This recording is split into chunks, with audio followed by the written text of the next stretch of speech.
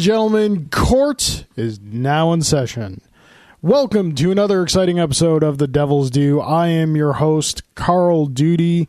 With me, as always, is the man who licked his Breath of the Wild cartridge and then had a vision quest guided by his spirit animal that was voiced by Johnny Cash, Mr.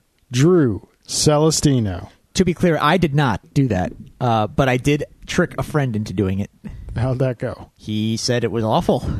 That's by all accounts, it starts at the tip of the tongue where you first taste it, yeah, and it travels back to like the back of your throat. Ew. Yeah, apparently it's pretty bad. Well, here we are, folks. New episode. We are S Day plus 4 plus 3, Switch Day plus 3. That's our parlance? Okay, I'll take it. Drew is here with us as, you know what, coming in this week, it was going to be 50-50. I was expecting to get the text, be like, dude, no show this week. I'm Breath of Firing, or Breath of the Wilding, whatever. What do you think I'm doing after this? And to be fair, it is kind of remarkable that, given the nature of the Switch, I'm not sitting here playing it right now while we're doing the show. That is true. So, that being said, I think I know the answer to this. Drew, how was your week? Week was good. Friday was a big... I was waiting to come home, and I was on pins and needles all day, because the morning I woke up, and I got to work, and I checked my Amazon status, and the 3 greatest words in the English language, my friend, out for delivery. So, yeah, got home, and it was go time. But it wasn't go time. No. Exactly. So I got home, not one, but both of my Nintendo Switches arrived. And after taking inventory and making sure everything was therein contained in said boxes from Amazon and Target, I proceeded to do the unboxing video, which I shared on our Facebook page. You're welcome. I appreciate you doing that. Some people seem to dig that. I did the initial setup of the system, so just quick date and time settings, internet connected to my home network. And I just fiddled with it for about 30 minutes or so, maybe 40, maybe 50. And then we went to, I had to put it down. Had to put her down, dude. And took my leave and went out to the beer event in East Aurora that I talked about last week at 42 North. It was great.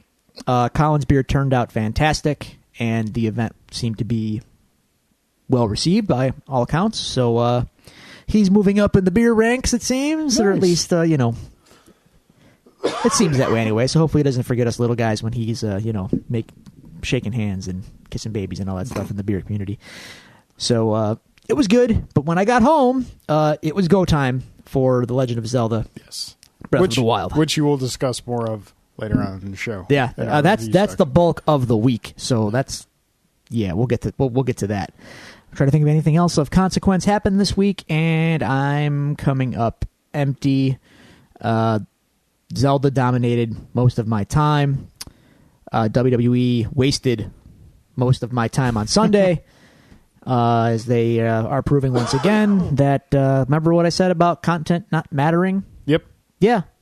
We're in WrestleMania season, so it matters even less. Sorry, guys who work here every day of the year. It's Mania season. Make way for the old part-timers. Yeah, WrestleMania is in March, right? It's this month. It's either the end of this month or early April. It is the next event. Yeah. Anyway, and I couldn't care less. I've never thought I'd say that about a WrestleMania, but last year tested my patience. This year is officially putting it over the top. WrestleMania is not for me. It is not for wrestling fans. It is for the casual audience that just wants to talk about stuff at the water cooler. Are you really a casual viewer if you're plopping down like $60 for a pay-per-view? $10 for the network, my friend. You don't have to plop down that $60. Okay. And you can cancel it anytime. So if you know how to work it, you just sign up, cancel the next day. Gotcha. Which is silly because the content you do get on the network is ample. I mean, if you're into wrestling, even old wrestling, $10 a month is nothing for what you get. But in any case, that is the week. All right. Yeah, that's because we're going to talk more about it. So. Yeah. You, sir. Okay, Friday night we did a game night at my place. Alan came over, and poor Alan. Did he regain his mojo? No. He thought he had, Yeah. but he misread a card, and then immediately was reminded that he still does not have his mojo, which apparently is spilling out into other aspects of his life. Oh, no. Because, like, you and I have been privy to the saga of Alan waiting for his Switch. Yeah. Like, most people got theirs Friday. You got 2 on Friday. Sure did. From Target. Well, 1 from Target. And Alan just got his yesterday. Which was Monday. Monday. Yeah. And just got his Breath of the Wild today. Yeah. So, not only has he been castrated in a board game sense, but by your wife, lest us remind him. Yeah. But he's been made to suffer for the Switch, which is unfortunate. But we played Tiny Epic Galaxies again. I won again. Then we played City of Iron, which might be my current favorite game. Okay. Which is frustrating because it's a Ryan Lockett game, and typically his games are only 4 players, and it seems like I can't just get 4 people like we always run over. And that's fine. We get to play other games. That's fun. But it's just like that, dude, can you throw like a 5th or 6th player in there? Is there an expansion we can get here? Come on now. Yeah. So that was Friday. Saturday, I went to the shop and picked up my books. Weekend was kind of just uneventful. Okay. Just kind of hanging out with the boy and whatnot and the wife. And last night, and we'll get to this in our review portion, which is going to be hefty. Fair warning, folks, it's going to be a hefty show this week, but it's going to be a quality show. We hope. I saw Logan last night. Oh, I left out my own video game joy that's been happening. Wow, this show is just scattershot today. It's okay. Totally. Horizon Zero Dawn for the PlayStation 4. Yes. Is freaking fantastic. I hear it's good. It's so freaking good. Unfortunately, and no one seems to agree with me, but I think it's going to be one of those really great games that gets forgotten because of Breath of the hype and the reviews and all the good press on Breath of the Wild, which it's due. It's due. Oh, it's due, sir. But I think Horizon's going to get kind of overshadowed by that. But it's so freaking good. Cool. It's so big, and there's so much to do. Kind of sounds like Zelda. It is very akin to Zelda. Yeah, with robot dinosaurs. With robot dinosaurs, kind of a grittier look to it than Zelda has. Well, yeah, obviously. But like, just like 45 minutes into the game, I'm already rolling a tear because just the way they're portraying the characters. I'm like, I mean, now granted, I'm an easy cry. We've had this discussion before. But it's freaking fantastic. I will have to investigate further once I have some free time, which I think it's going to be a while. Yeah, a couple months at least. Yeah. Yeah. So yeah, and then last night went and saw Logan. We're going to get more into that. You want to do it now or you want to do it later? We're going to do it in the review section. Because I'm planning on going to see it next weekend. It will be a spoiler-free review. Okay. All right. But yeah. So, okay. All right. Those are the weeks. Yeah. Dear listeners, we love to hear from you. We heard from a lot of you this week, and we love it. If you want to reach out to us, tell us about your week, ask us some questions, make some suggestions for the show, you can do so at the following social media outlets. You can follow us on Twitter at Devils Do Pod. You can go to facebook.com/DevilsDoPod. You can email us at thedevilsdopod@gmail.com, or you can find all these resources at thedevilsdopodcast.com. Now, Drew, we have some listener questions, so let's get to our cross-examination. Bring them on. Our first listener question is a new contributor to the show. Ooh. A bit on the younger side. Uh-oh. This is a son of my friend Brian. Okay. His name is Brendan Budnick. Is he related to Bobby Budnick? Oh. I don't think so. Does he have a friend named Donkey Lips? Once again, I don't think so. Damn. Okay. But, fun fact about Brian, he once played hockey with Brooks Orpik in a youth league. Oh. Yeah. How do you like that? Yeah. My cousin played against Patrick Kane. Said he was a dick. Not much of a surprise. Yep. So anyway. So, Yes. his question. Yes. Hey, Carl and Drew. Hi. Started watching your pod, and I'm really impressed. So are we, since you're watching it. Yeah, it's. Tell us how to watch it. We want to watch it, too. I haven't checked the room for cameras, but Yeah, it could be in here. It's a possibility. Anyway, my question is, if you could develop your own superhero team, like the Avengers or Defenders, what heroes would be on it, and who would you cast as those characters? Well, interesting question. Let's see. Who would I put on a team? That's kind of a creative. Yeah. That's a creative And outlet. I guess he's asking for a movie. Okay. Well, this is rather difficult. I'm Yeah. caught off guard here. So much to choose from. There really is. How awesome would a new Fantastic Four movie be? It would be good. I mean, no, not like a brand new Fantastic Four movie. I mean, the new Fantastic Four. The movie. Yeah. From that 2-issue stint when Hulk, Great Spider-Man, Hulk, and Spider-Man, Wolverine, Yeah. and Ghost Rider. it was actually Professor Hulk. No, that was It was Professor Hulk. Nope, wasn't Professor Hulk. It was Professor Hulk. It was not Professor Hulk. It was before they did the merge. Yeah. To the look phone up I on go. it. Go ahead. Look up on the phone. I will look up on the phone. It was But he was doing the whole Joe Fix-It thing. how about you cast that for me?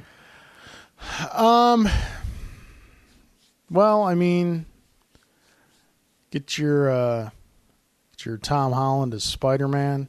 You're going to stick with the existing? Yeah, might okay. as well. Mark Ruffalo as Hulk. You know what? I had someone for Danny Ketch Ghost Rider. I can't remember. It was the Gray Hulk. I told you. Man, my memory lied to me. Damn straight. What else am I wrong about? Nothing. The answer is nothing. Anyway, moving on. No. I think I can't. Damn. I thought that Norman Reedus would make a good Johnny Blaze. But I'm not sure. I can't. A little old now. Johnny Blaze is. It should I'm not sorry. be portrayed as a young guy. Oh, you're right. No, what? You know what? That's absolutely. I thought you meant Johnny Storm, and I was like, wait a minute. Yes. No, that's good. You That'd like be that?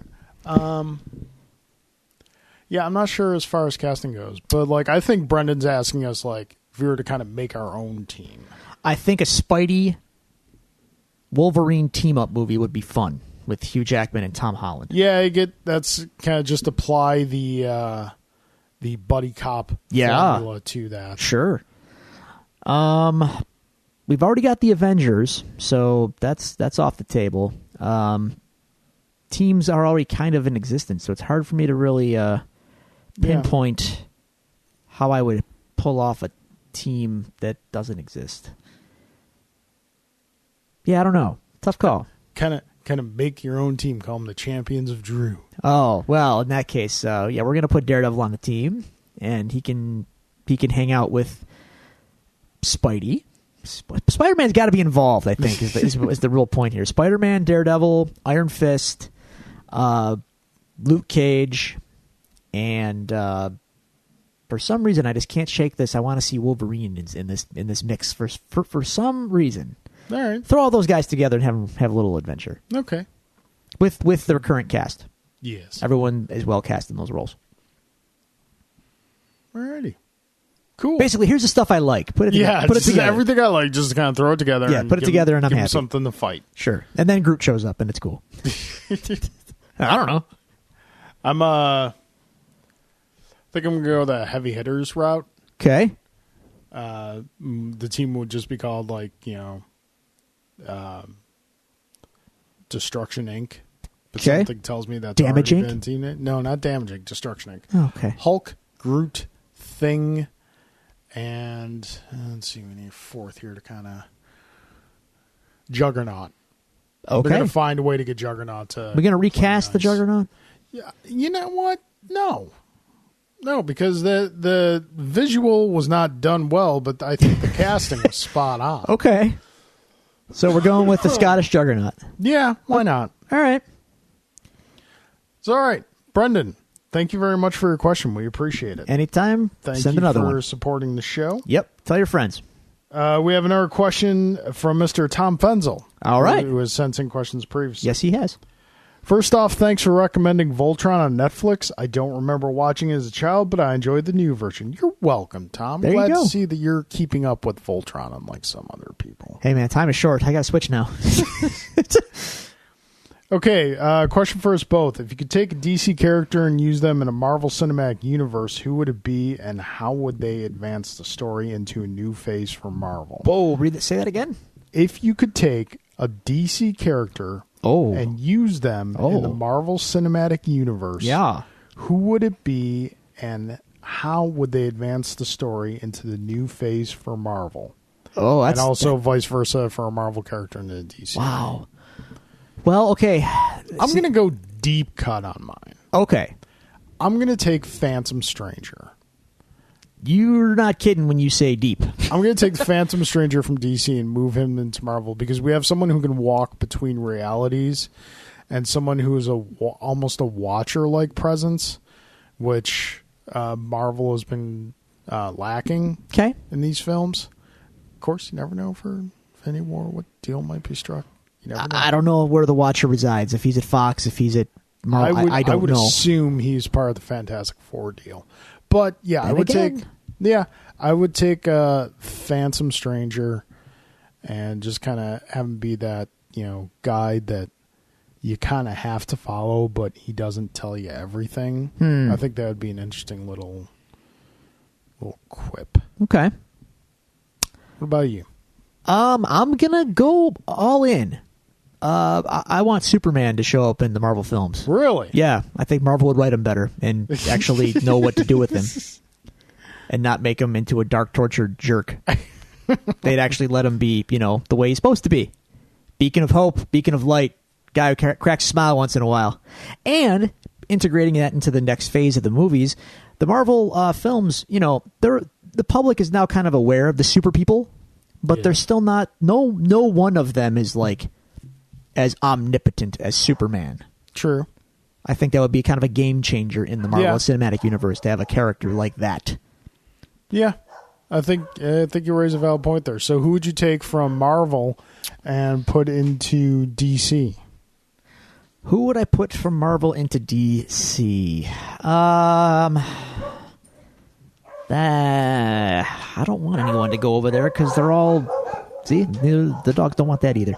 It's a dark and scary place. We would need someone to go over there and kind of sprinkle some sunshine. It could use some hope, some beacon of light. It could use some Captain America. I was just about to say, Cap would have to show up and kind of like give everyone a very stern talking to over their actions, and straighten everybody out. Yep. Yeah. And Huey agrees with me. Of course, dogs always agree. Okay. Drew. Yes. What is the smallest batch size you did for brewing? What is the largest? Okay. Any recommendations for upscaling a recipe? I have done a 1-gallon batch and want to perfect the recipe by the 4th of July to be able to keg it. Okay. Is that the whole question? Is there more? Also, would you ever be interested in doing a homebrew trade? Ooh, I'm guessing you know what that is. Yeah, we can swap our wares. Yes, I would be interested. It might. I have to check my inventory and see what I have available to trade with. Trade with you. My advice for upscaling. I don't have any like fast and quick calculations for you. What I would recommend, and this is a great short money purchase that I would absolutely recommend to you, get yourself Beersmith, the software. You can get it for PC or Mac, and then for a couple extra bucks, you can get it on your phone, and it syncs your recipes via cloud. You can actually build recipes on your phone, on your PC, throw them in the cloud. You have them with you all the time. I have my phone with me on brew day. It's got timers. It's got alerts. You can do all that. And you can upscale your recipes on the desktop version easily. Plug in your recipe as you have it right now for your 1 gallon batch, and just upscale it to 5. It does all the calculations for you. And you can set up equipment profiles, so you can specify it to your mash tun. You can specify it to your stuff, and it's great. I've had really, really good results with it so far. So I really recommend this software. It's very good. Beersmith, check it out. In terms of my largest and smallest batch size, I have worked exclusively on 5 gallon batches since I started. So I don't really have much experience in anything larger or smaller. So how many bottles does that? 5 gallons will get you out roughly 2 cases, which is 48 bottles, Cool. give or take, depending on how good you are with your water additions. And then any recommendations for upscaling a recipe? I just said all that. Okay, well, I don't know. I don't know what any of the... Tom got me. He's with me. Yeah. He's with me. Everything you just said, Yeah. I'm hearing the Charlie Brown adult talk. Okay. All right. I think we're overdue for a kitchen brew. We are way overdue for a kitchen stew and a kitchen brew. Yeah. So, Well, yeah, maybe next week when we return to Hell's Kitchen, we can get Ah. that. Yeah, see? yeah. Okay, A so... pairing, if you will, for Yep. the episode. Okay. And then for me, he Yeah. said a couple of our listeners sent some encouraging notes regarding what I discussed about William last week. Yeah. Tom was one of them. It's very much appreciated. Regarding what you said about your child and his development, my son didn't start crawling until after his first birthday as well, so I know how you must be feeling. Be patient and do what you think is best for your child. Tom, thank you very much. Really appreciate that. Okay, for his question, what new interesting board game or card game would you recommend to someone who doesn't like those type of games? Well, I've got my gateways. Yeah, I think for me, I kind of started coming to game nights here, and we kind of stuck mostly to like Catan and King of Tokyo. Those are the good gateway games. Yeah, Catan, King of Tokyo, and Lanterns. Lanterns is good. Lanterns is really great gateway game. Machikoro I'd recommend too because it's available at Target. It's a good game. Yeah. As my board game tastes have developed, I find that I lean towards engine building and deck building, which is one of the reasons why I like Ryan Lockett games because a lot of engine building there. So yeah, those 3: Lanterns, King of Tokyo, and Catan. Catan. Catan is a lot. Catan is really a lot of people's gateway game. Yeah. It's kind of a crossover hit. So have a Catan night. I saw. I was watching a video earlier, and I saw a really funny board gamers T-shirt. You could say. Okay. It just says on the shirt, "No, it's not like Monopoly." Yeah, it's true. By the way, I played Monopoly recently. Yeah. Yeah, I think the current board games we've been playing I'm ruined. Spoiled me on traditional classic board games. What I will say about Monopoly is if you have house rules, and if you haven't played Monopolies in years, the Monopoly game you remember is you probably hate it on memory because you were probably playing with a lot of house rules. If you play the game by the book, it moves much faster. Yeah. But it's still... It's boring. It's a boring, miserable experience when you don't have property. Yep. It's like life. Yeah. If you're poor, you're going to have a bad time. It's like my father always said, land. Yeah. It's good to have land. Keep up the great work. Excelsior, wink, wink, thanks. Thank you, Tom. Thank you, Tom. Appreciate it. Next up, this is going to be a fun one. Okay. Our friend Nate sent us an email in response to some things we said last week. Okay. Well, more accurately, some things you said last week.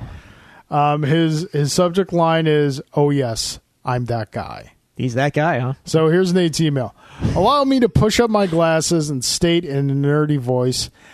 Actually, when you guys were discussing 90s arcade games, you discussed the original Ninja Turtles arcade game. Yes. That game was released in 1989.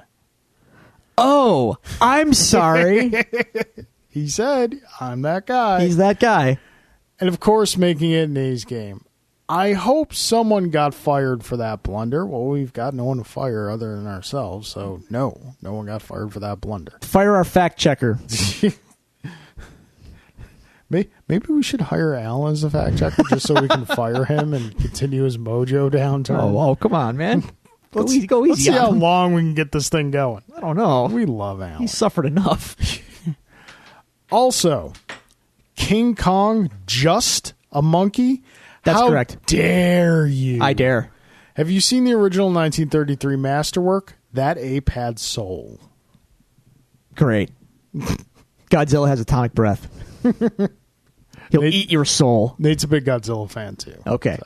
So. Question to piggyback on the arcade question. You have a brand new game room and room for 5 arcade machines, video or pinball. What are they? 5 arcade machines, video or pinball. I would have to say Mortal Kombat 2, Ultimate Mortal Kombat 3, Killer Instinct. Really, you're going 3 fighting games? Yes, I am. I loved arcade fighting games. All right. Then I need a brawler. I think I got to go with Turtles here. Yeah. That's 4. And a pinball. Every arcade game, every arcade room definitely needs a pinball machine. The Metallica pinball machine?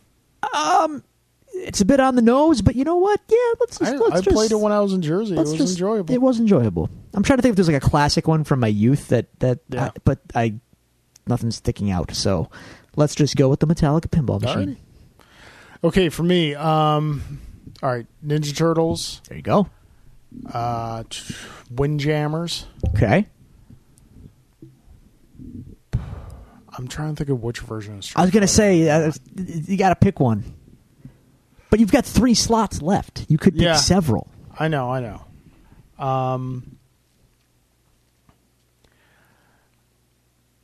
I'm actually going to say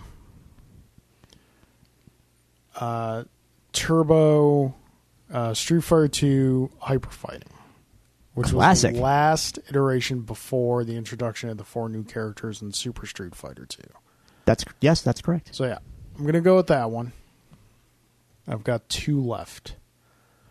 Do you have a problem with DJ, Cammy, and No, I don't. and the like? I just I'm able to play that game in other places. Okay. So 2 spots left. Some classic stuff should be. Oh, Star Wars arcade game, a wireframe shooter. Oh, yeah. That's getting in there. And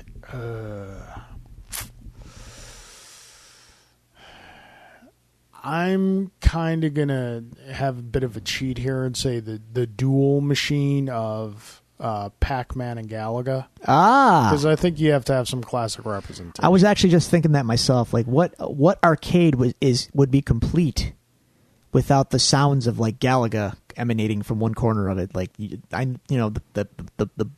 shot sound etched in your brain, the little music jingle when your fighter gets captured. I can hear it right now. Yeah. You know what I would recommend as a possible substitute for a brawler, and I'm probably not going to get a lot of love on this. Golden Axe. Yeah, no. It was always a personal favorite. Okay, Final Fight's one of mine. The troll, just doing a little bop bop on the head after swiping him with the axe a bunch of times. Were you a gauntlet guy at all? No. Okay. No, I wasn't. Yeah, me neither. I liked keeping my tokens. Yeah. Did I ever tell you about? You remember Smash TV? Yeah. Oh, that might be a good one. I have it on the Midway compilation Arcade Classics that came out for PlayStation 2, I believe. Mm-hmm. My friend Jim and I went through and calculated how much money it would have cost each of us to beat Smash TV. And? I'm going to give you an over-under number. You tell me what you think. Oh, boy. $100.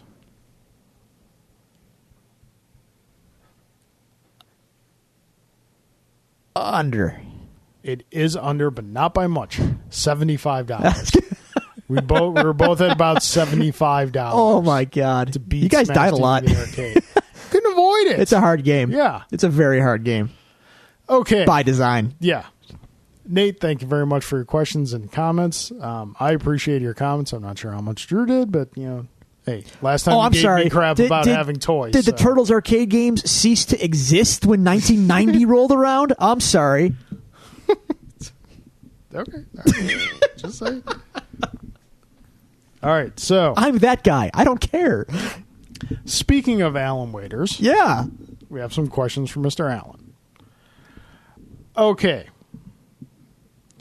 For both of us, who would you consider the worst supervillain in a movie? Oh. Jamie Foxx's Electro, Oh. Arnold's Mr. Freeze, Oh. Toby Grace's Venom, or Jesse Eisenberg's Lex Luthor. I'm going with Lex Luthor. So am I. It's not even a contest. He was that bad. Yeah. Because at least in all these other ones, there's an aspect or two of the character in the portrayal. Sure. Not in Eisenberg's. No, he's just grating and obnoxious, and that I don't know what they were going for there. Yeah. Thanks, Zach.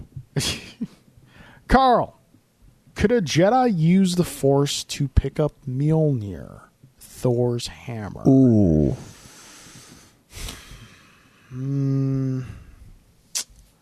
That's tough. I'm going to say no. I'm gonna have to. I don't think so. I Yeah. don't think it works that way.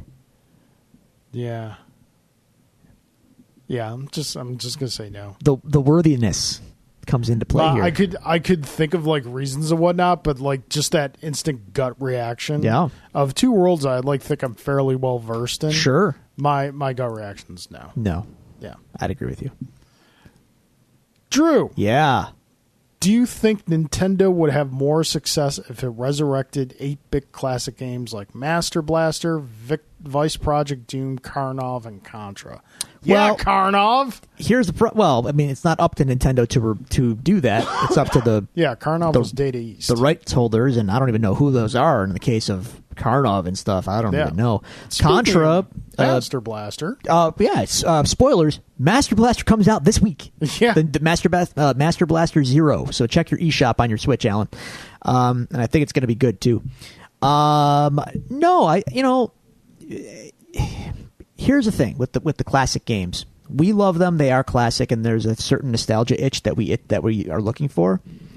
But to video gaming is so much bigger now than it was for the games. It's bigger now than it was when we were younger and got into things. Yeah. So that nostalgia itch is only going to go so far. Master Blaster and Contra and Karnov have zero cachet to people younger than us necessarily. I mean, not some, a little bit. But after a certain point, though, 20-year-olds and under do not care. So not that they won't try it out; they're just less likely to get it. Right. It's like when you're a kid and your dad tells you all his favorite bands, and you're like, "Dad, you're old," because that's how it was with me. And later on, you appreciate it. Yeah. But at the time, you don't. You want your stuff. You don't care about your dad's stuff. Video games are now coming to that point where I don't care about your stuff, Dad. Grand Theft Auto's lame. No one cares about. I don't even know what games are considered lame nowadays. I couldn't even tell you. Yeah. Grand Theft Auto's still going, still popular. What was? I'm trying to think of a perfect mid '90s to a 2000 game. GoldenEye. Yeah, there you go. GoldenEye. GoldenEye. No one cares about GoldenEye anymore. Because I've heard people who loved it gone back and played it, and they're like, it does not hold up. Well, sure, things evolve. Yeah. Anyway, no. But yeah, I don't think it's going to matter much. That nostalgia itch, you'll scratch it, and then people will move on. To be fair, though, I will be checking out Master Blaster. If someone, I think I'm going to shell out some scratch for that because it looks pretty sweet. And not play it for 2 months. Probably, yeah. It's just going to go in the backlog. I would suggest not purchasing it right away. Maybe I'll wait. It's going to be a markdown. I'll wait in time. Oh, speaking of markdowns, markups, how's the outlook for Mr. J. Gelsomino getting a Switch from you? Jay and I have agreed to terms. He will be acquiring my Switch, my second Switch. All right. Folks, coming soon. Drew banging his head against the table for selling Jay his Switch when he could have made $700 off it. No. All right. And not for nothing, but It's not that I don't want Jay to get a Switch. I'm just saying. I would rather it go to Jay than have to sell it online and deal with someone I don't know and eBay fees and shipping and yeah. All right. No, I get you. Simple, easy, Yeah. Goes to a friend. little, yellow. Different. Yeah. In fact, he would be holding it in his hands right now were he to be here for the show tonight. We were supposed to have Jay on the show tonight, folks, but he had some unfortunate circumstances pop up. We will work on getting him back another time. Maybe even next week. His fan demands it. Yes.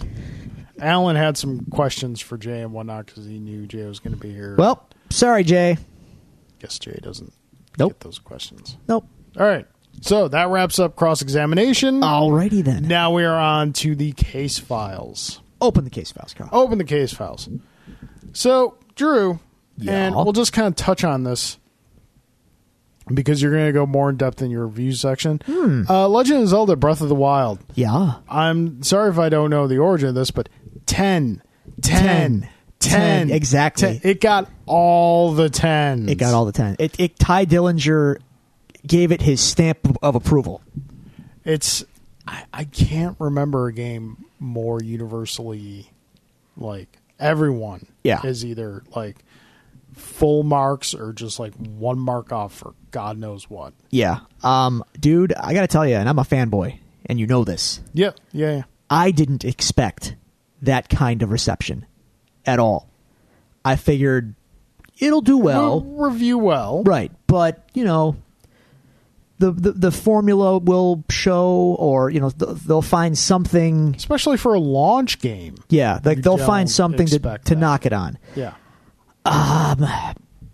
Yeah, it's pretty great. It's pretty great, Nice. and that Pretty makes good, me really happy to pretty see good. it. It makes me really happy to see it do that well, and yeah, we're off to a good start with the Switch. I know it's a little underwhelming for some, but we'll get to that in my discussion. Yeah. But this game is absolutely worth all of the praise it's getting. So if you're on the fence and you're like, I don't know, dude, it's that good. So yeah. So, okay. Some unfortunate news. Oh. That is very pertinent to this show. Oh. It was revealed earlier this week that, in fact, we will not have any quote air quotes costume in the Netflix Iron Fist series. I don't understand. According to the article I read, they said there's just not simply a reason for him to be in a costume yet in this story. Here's what the reason is? Because he wears it in the freaking comics, and people want to see it. Yep. I don't care. I fully agree with you. I'm hoping we will see it in Defenders. He's going to be really Matt is going to be really overdressed for the occasion, given that Luke Cage, Jessica Jones, and apparently Danny Rand do not wear costumes. So here's my question. Yeah. Is this Marvel's first major misstep? I mean, it's tough to say because we haven't seen what it is yet. Let me watch the show. I'll let you know. But it's definitely as stupid as it is, because it is kind of silly when you think about it. Like it's something, just that little aspect of it making it this much of a difference. But it's kind of killed some of my anticipation for the show. Yeah, I'm feeling a little bit of that as well. I don't know. Yes, I'm less interested in a 13-episode television show because a costume won't be in it. Yeah, but you know what? A costume is part of the lore. Yeah. I'm not saying specifically to Iron Fist. I'm saying the general superhero lore. Costumes are part of the gig, man. That's like one of the things you ask whenever you hear of like a movie going into production or someone's been cast, like, what are they going to look like in the suit? Sure. And that's, you know what, not for nothing. I know before you get to your Logan review, Hugh Jackman is all done, right? This is it? Yep. He's done? Yep. Never put on the costume. Nope. And the closest we got was a deleted and he didn't wear it. ending scene. They just showed from it. The Wolverine. Yeah. That that hurts me a little bit. One of the two grave sins Fox committed against the character, Yeah. in my opinion. Well, The other being we never got a proper Wolverine Sabretooth fight. yeah. That's amazing. Yeah. Like, we came a little close in one of the worst X-Men movies ever made. Liev Schreiber made a decent Sabretooth. It's just amazing that they again, it comes down to understanding the characters and really understanding what makes them tick and what beats they need to hit. And Fox never quite got all in on that. Yep. Anyway. So, all right. So that unfortunate news came out. Then we also have we'll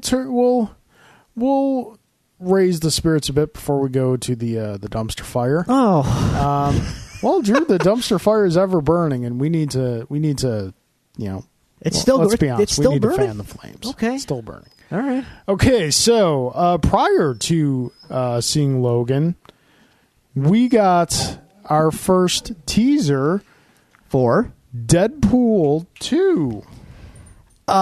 okay. Well, I'm gonna be honest. I never even saw the first one, so I know, which baffles me because I know Deadpool's not your cup of tea, but He's really not. I would have thought after Deadpool's another one of those things, along with Legend of Zelda, 10.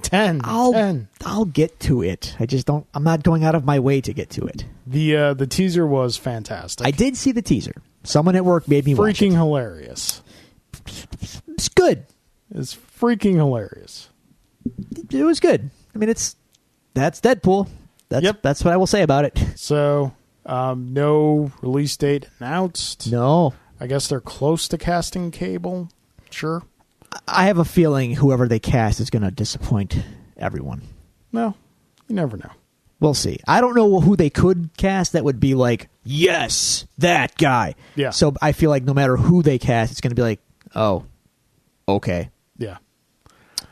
I don't think we need to linger long on this in the dumpster fire that is the DC cinematic universe. But Drew, Yeah. the Batmobile. Oh, Guns. It's got more guns. So many. It has all the guns. You know what's great about that? Because Batman uses guns. Well, that you can look at the picture of them now with 100% more guns Batmobile. Combine that with this. So take that visual and then read the plot synopsis of Justice League, and it's like Batman with his renewed faith in humanity after watching the sacrifice of super. Yes, he's so much. He's going to shoot them all. He's so trusting and has renewed faith in humanity, such that he has added a full arsenal to the Batmobile to kill them all.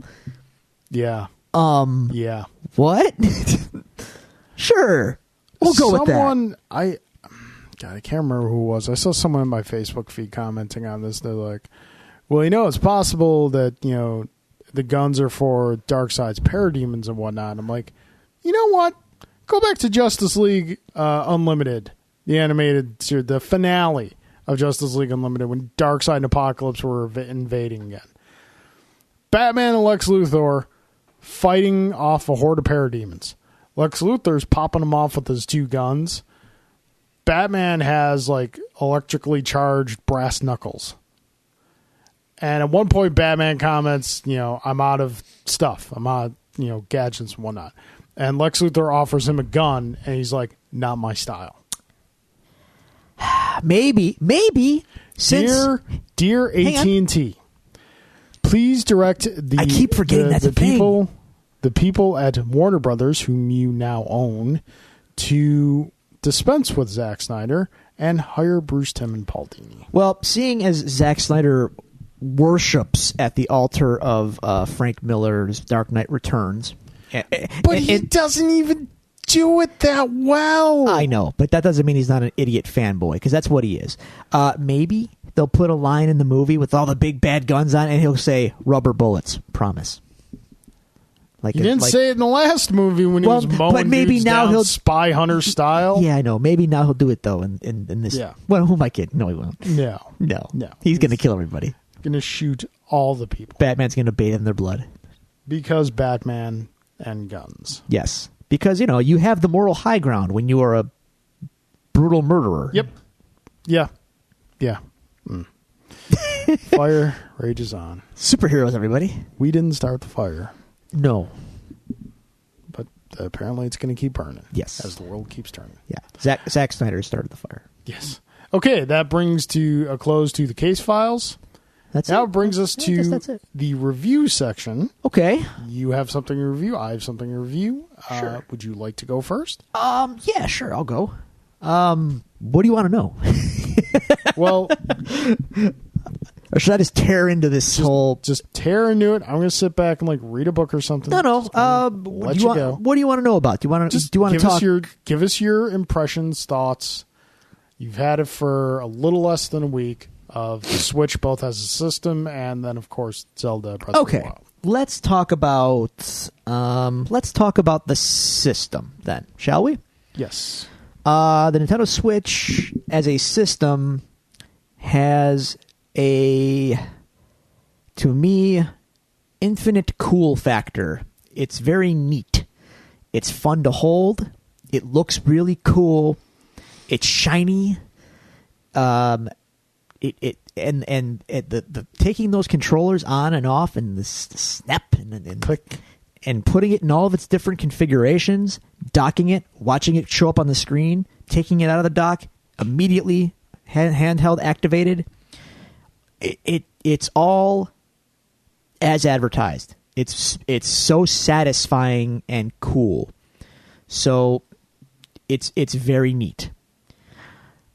Some of you are reporting problems out there in the world with the Joy-Con connectivity and dead pixels and some other stuff. I am of the belief that these things are obviously real. I don't believe they are widespread, but Okay. the internet seems to make you want to believe that they are. Because if any other company did these things, no one would really care. But Nintendo seems to have to eat a lot more proverbial poo than other companies. I don't know why. Mostly because I think video gamers are petulant children, which they prove time and time again with any sort of thing that they don't happen to like. But So- you were video gamers. I like video games. I will never call myself a gamer. Ever.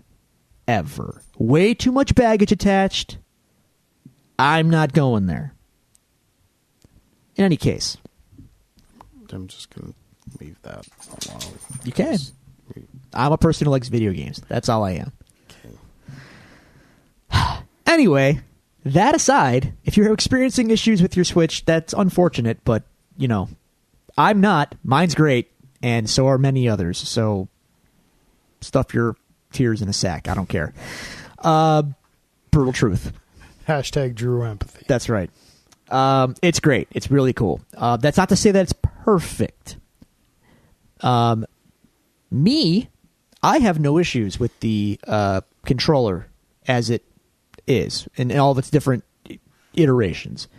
Some people with larger hands, I could definitely see the sticks being a little small, the buttons being a little small. I came over Saturday just to to check it out because I wanted to be able to contribute as best I could. The Joy-Cons for me are a little small, but Sure. not unusable. No. It's and when you think about well, why didn't they do it bigger? Why didn't they do? Because the form factor is the form factor. I don't know that they could have made it larger without increasing the whole proportions of the whole unit. In which case, the portability would be completely out the window, or at least the practical portability. It is what it is. The power cord situation being on the underside, so you can't necessarily plug it in while it's in tabletop mode with the kickstand out. That is a bit of a tricky situation. That is kind of a, air quotes, problem. Yeah. At the same time, you couldn't put it on the top because it's the one port on the system that when you dock it, it does the TV. Yep. So you know what I mean? This is the way it is. So they kind of had to work around the features of the system. But in any case, the thing runs dead silent. There's no noise. There's no disk drive in it, so why would it? need to make noise. To me, it's something of a marvel. I'm not going to lie. It's a little bare bones right now because the online infrastructure is there, but there's no online network yet. There's no virtual console yet.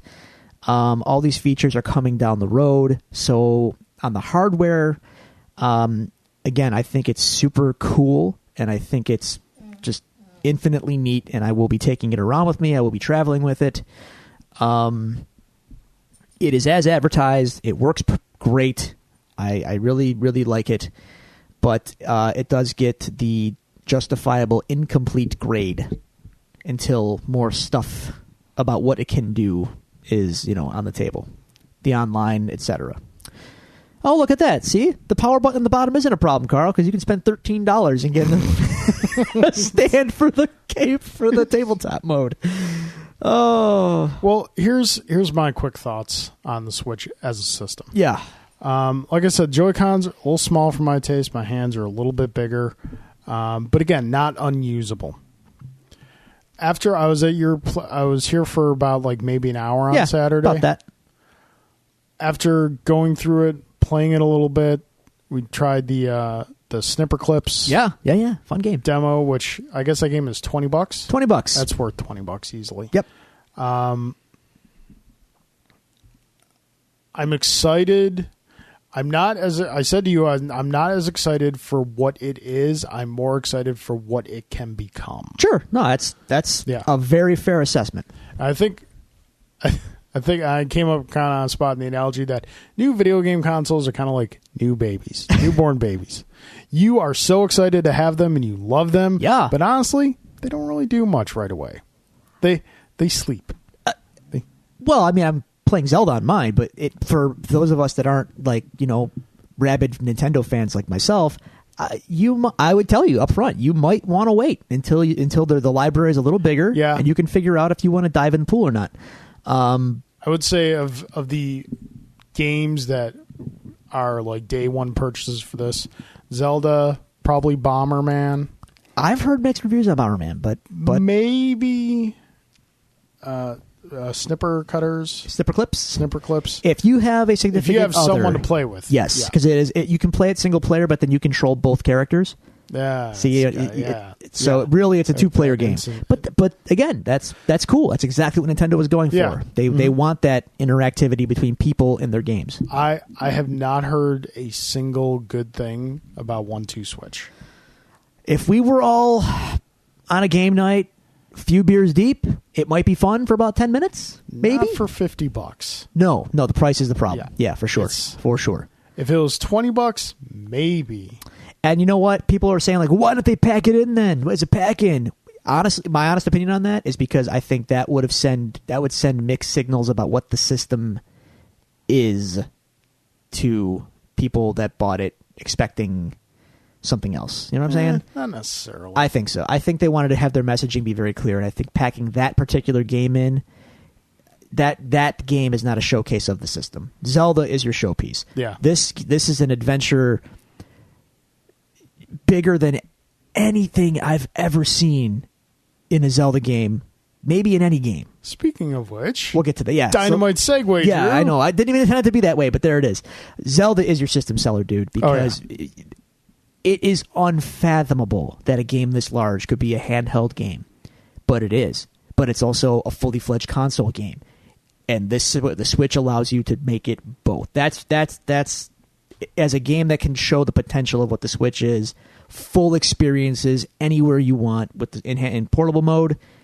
Dock it, and you got yourself your console game right there. It proves the point. So let's talk about Zelda. Oh, real quick, I can't remember if I see this around. Did you get a Pro controller? I did not. You did not. I had not felt. I thought about it, but I did not feel the need. I wanted to see how it felt with the grip up front, and I'm fine with the grip so far. How do I can't remember. How do the Joy-Cons charge? How do you charge them? You can buy. Wow. Hang on, I said can. You can buy a grip that has a charge port in it. Yeah.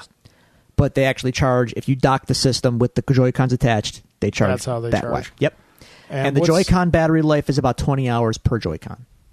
Oh, that's good. Yeah. So.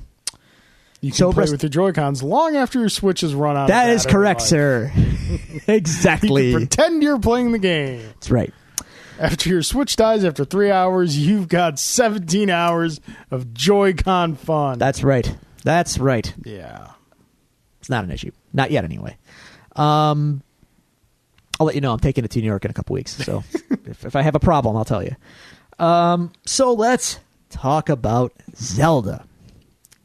Now, you kind of blew me away with the fact that you have only played Zelda 2, The Adventure of Link. Yep. So you don't know necessarily the Zelda Ocarina of Time, Link to the Past. These are foreign concepts to you. Yep. Okay. Then this whole thing I'm about to unload is not for the people. It's for the people. It's not for you. All right, Zelda brethren, gather round. Check Twitter while you're talking. You love Zelda. I love Zelda. I respect Zelda. Again, not talking to you. A Link to the Past is my personal favorite Zelda game. Ocarina might be, it's on the list, but it's not even my second, actually. I think my second might be Wind Waker, to be honest with you. But the formula that Link to the Past set up, previous to that, we had Zelda 1, which is the OG granddaddy of them all. Then you had Zelda 2, which is like the black sheep of the series, which introduced the side-scrolling, and it was very different than Zelda 1. A Link to the Past, for all intents and purposes, is Zelda 3. And it returned to the top-down style, but it also introduced what I would consider to be the de facto Zelda formula up until Breath of the Wild. And that formula is roughly start your adventure, get your sword, go to town, get quest, go to dungeon, get item in dungeon that allows you to beat boss in dungeon. Item also allows you to access area where next dungeon is, rinse, and repeat. Now, when I say it like that, it sounds like, well, that's kind of boring. And no Zelda game has ever been like that, like boring. They pace it in such a way where everything is very rewarding. The items that you do get in that progression have always been really cool, and they allow you to.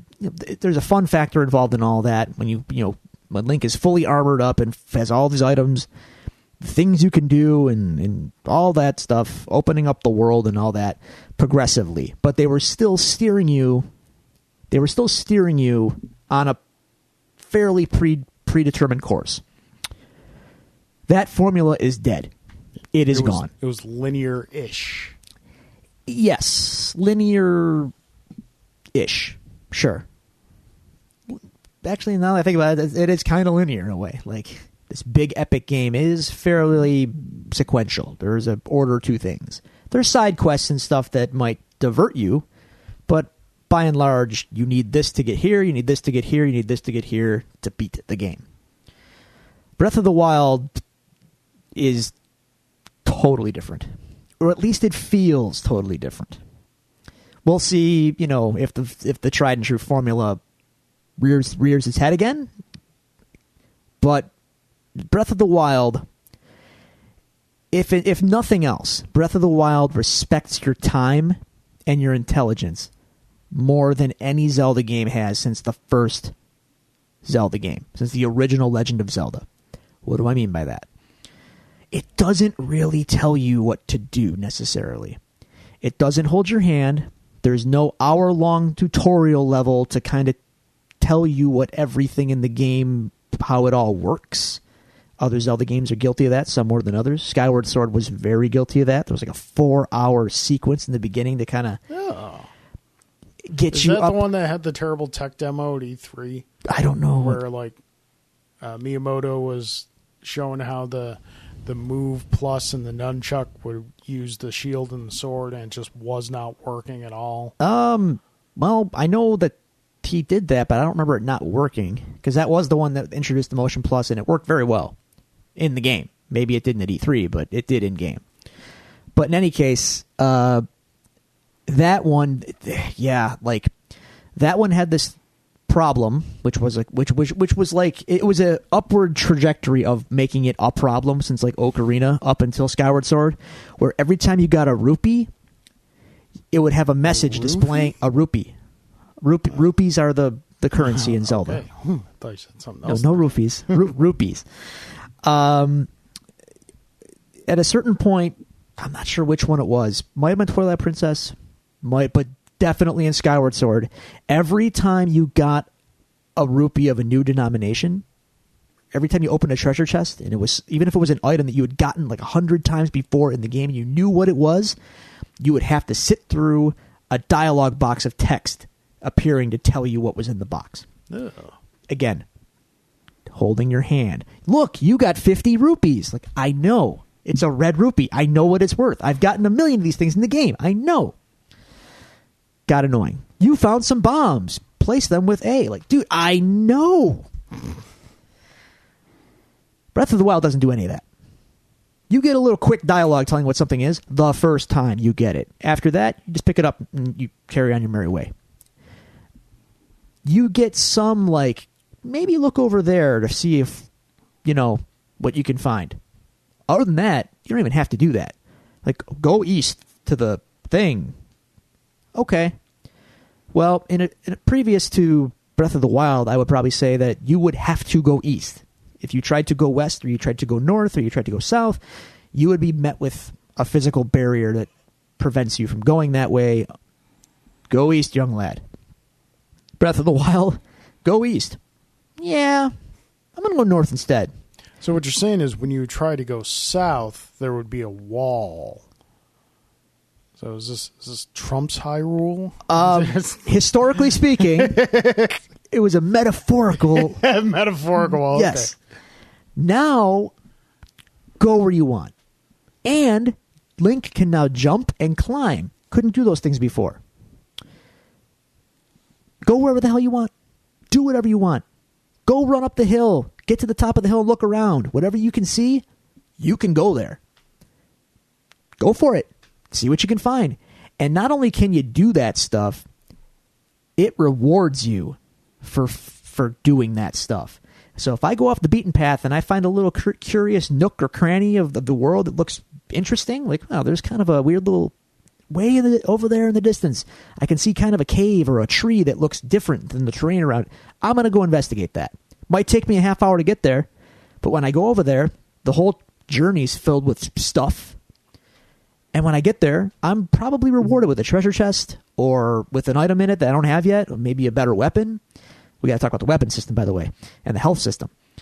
We also have to keep show under 2 hours. I know, I'm sorry. But I know. Zelda has been... You've been waiting a long time for this, and I enjoy seeing you happy about this. They have completely revamped and reinvented Zelda, and it's better. It's so much better for it. It's open, truly open, to do whatever you want to do, at whatever pace you want to do it. It's great. The freedom and the way it respects your intelligence and your time and lets you do what you want is great. It's tremendous. It still feels like a Zelda game in the way it plays and stuff, but yet it feels so new. They have really done a great job. And all those 10s, dude, I've probably got 15 hours or so logged on this game so far. I've done next to nothing.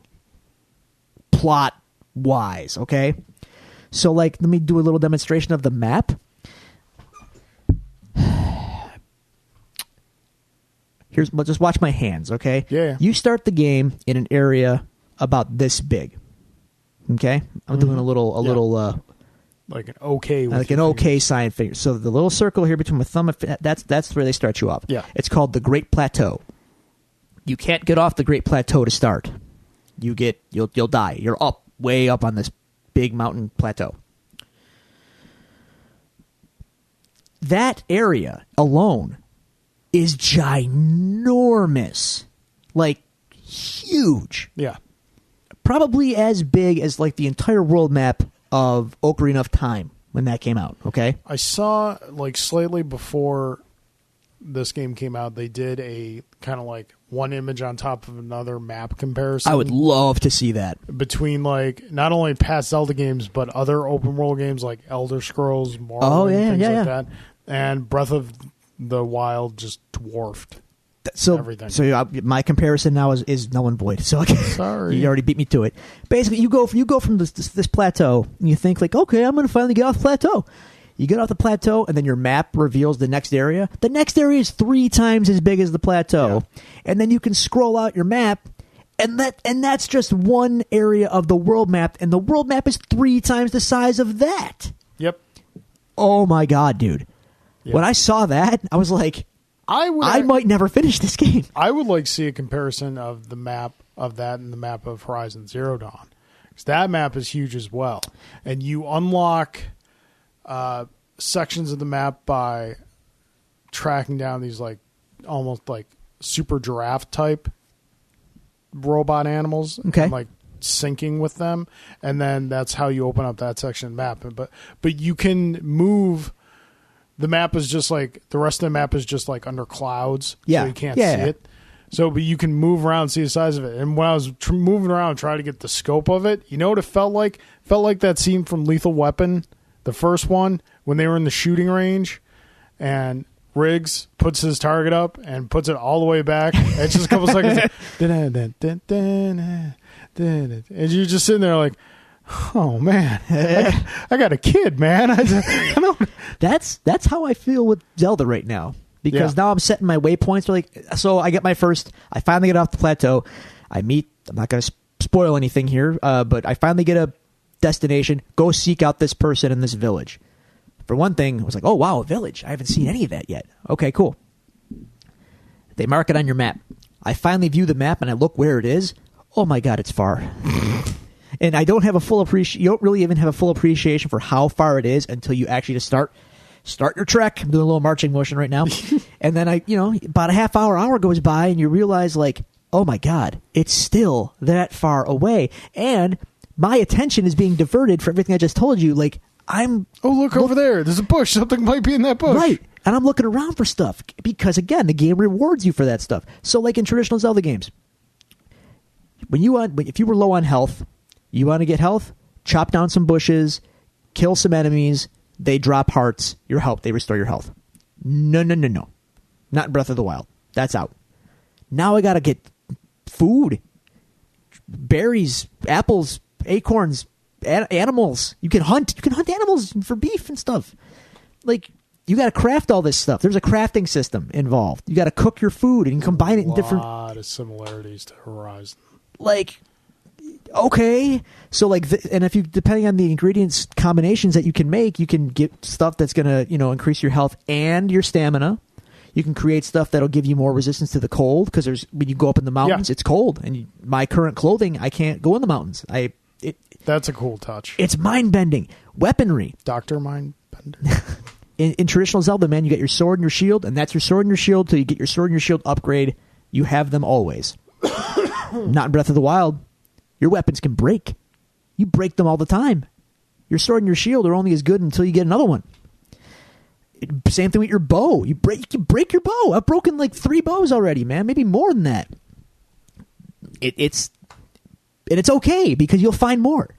But man, it's so refreshing. It's just so refreshing. And I'm nowhere yet, and it doesn't matter because I'm just enjoying the journey. It's great. It's great so far.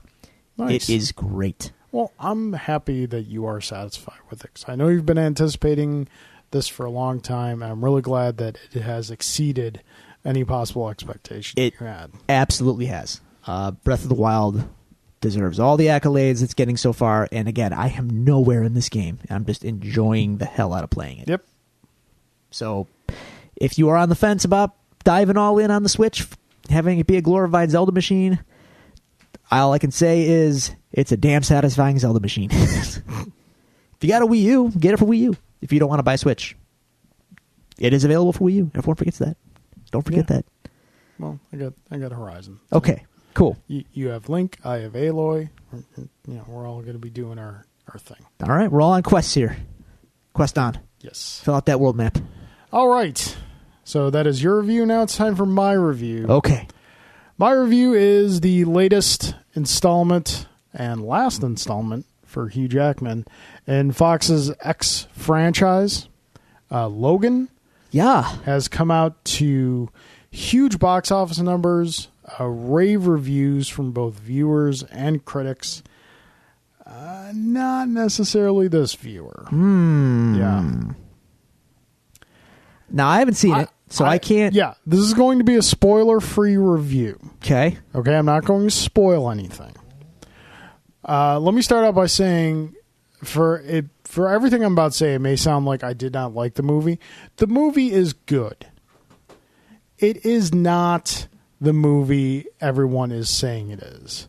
Like, everyone's saying, oh, it redefines the superhero genre. I've heard some of clearly that. the best, superhero movie ever, best X-Men ever. No to all of these. Wow. Okay. Yeah. It does not redefine the superhero genre. It is not the best X-Men movie. In my opinion, that's still X-Men 2. Okay. And what was the last one I said? Like, best superhero movie ever? Yeah. No. Okay. No. Okay. That being said, I do think ultimately is a good movie, but here are my problems with it. Remember last week when we talked about Days of Future Past? Days of Future Past, the Man Without Fear? Yes. And the reasons you weren't crazy about Man Without Fear, same reasons I'm not crazy about Logan. It requires you to know the backstory of everything that has happened in all the X-Men movies leading up to this point. But here's the rub. There is no payoff for knowing that. So it is not. Now, granted, obviously the argument statement can be made. It's a valid one that this is not intended for new viewers. This should not be anyone's first X-Men / Wolverine film. Okay. That's a valid point.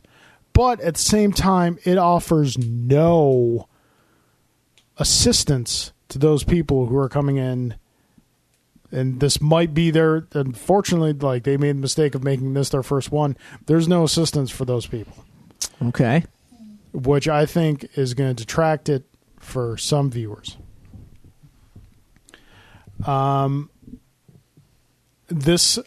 Clearly, it's been said, this is the last Hugh Jackman Wolverine story. And let's put it this way. We would not be where we are geek culture-wise if not for 2000's original X-Men movie. True. Very true. We would not be here. And in the span that Hugh Jackman has played Wolverine, we've had 2 Batmans, 2 actors playing the role, 2 Batmans, 2 Supermans, and 3 Spider-Mans. Yeah. So there is something to be said for the longevity. But, all right, this film is rated R. And the only reason it's rated R is because Deadpool hit at the box office? That, and people are saying, dude, Wolverine is unleashed in this movie. We're seeing him like we've never seen him before. No. We've seen him do Berserker rages before. We've just never seen the claws and blood. We've never seen the claws actually go into the person and the blood. And that's what you get in this. Okay. You have every possible angle of which Wolverine's claws can enter a human skull. Okay. I don't know that I need that. Yeah. It's like, I don't need this to understand the character is a badass. Sure. But it's in there. So that's kind of like a sprinkle of Snyderism on it then, I guess, kind of, huh? Dude, so brutal, bro. Yeah, kind of. Okay. See, here's the thing. This film not only signifies the end of not only Hugh Jackman, but also Patrick Stewart as Professor X. This film signifies the end for that incarnation of the X-Men. Going back to X1, X2, fortunately X3, and fortunately X-Men Origins, the Wolverine, Okay. Yes, there is and again, once again with this film, continuity, don't I was just going to say... Don't try. Okay. Because they mention, they talk about the Statue of Liberty from the first film. That's X-Men. Okay. Yeah. This film is the end of that incarnation, keeping the McAvoy as Professor Xavier, Fassbender as Magneto. Keep those movies off to the side. Don't think about those. They're not mentioned. But in Days of Future Past, they had the ending. I know. Don't. You're gonna hurt your brain if you try to think about it. Remember what we said. The X-Men film continuity is just as jacked up as the X-Men comic book continuity, and not for nothing, that's an achievement. So just imagine, the incarnation. Don't think about anything else. Ignore X-Men First Class, Days of Future Past, Apocalypse. Pretend those movies don't exist. This film takes place in 2029. Okay. It's hard to go into like stuff I disliked about it without giving away spoilers. Okay. So I will say this because I don't think it's not much of a spoiler, and it's implied in all the trailers and everything we've seen. All the other X-Men dead. They're all dead. Okay, I figured that. And that is never shown. It is mentioned in what is almost a throwaway line. How did they die?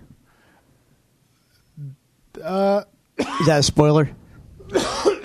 No, I don't think it's a spoiler. Professor X has a degenerative brain condition, which causes him to have seizures. Okay. And when you have a power like his and a mind like his, that can be problematic. And instead of in like the Old Man Logan comic series where Logan was tricked into killing the X-Men, Professor X accidentally killed the X-Men. That's really stupid. And you never see it. There's no cameos of any X-Men characters in the past. That's dumb and convenient and dumb. And it's like mentioned maybe twice. And one time it's mentioned is just like a throwaway line. All right. Well, I guess I'll go see it with that knowledge. It's a little bleak. At its heart, this is a road trip movie. Okay. Is Old Man Hawkeye in it? No. Oh, right, because it's not. No. Yeah. So it's not like the comic book at all. Okay. Just checking. Yeah, it's just like everything that was supposed to be good about this film is stuff we've either seen before and they just added some blood to it, or is just kind of retread territory. And lastly, the thing that the film definitely fell short on was antagonists, villains. Okay. All right. Because like the stinger, the post-credit scene to Apocalypse was where like they're in the Alkali Lake base where Wolverine, Weapon X Wolverine. Mr. Sinister and all whatnot, right? Yeah. Okay. Not in this film. Might be in that next X-Men movie that's going to do the Dark Phoenix saga again. Yeah. The villains they are from the comics. It's the Reavers, but not the Reavers as you remember them. And naturally, also Dr. Rice, who is from like one of the more recent X-villains. Mutants are gone, and the way they get rid of mutants was kind of clever, I will admit. Okay. Basically, they figured out how to eradicate the mutant gene and just didn't announce it or anything. They just introduced it into children's products, cereal, juice, things like that.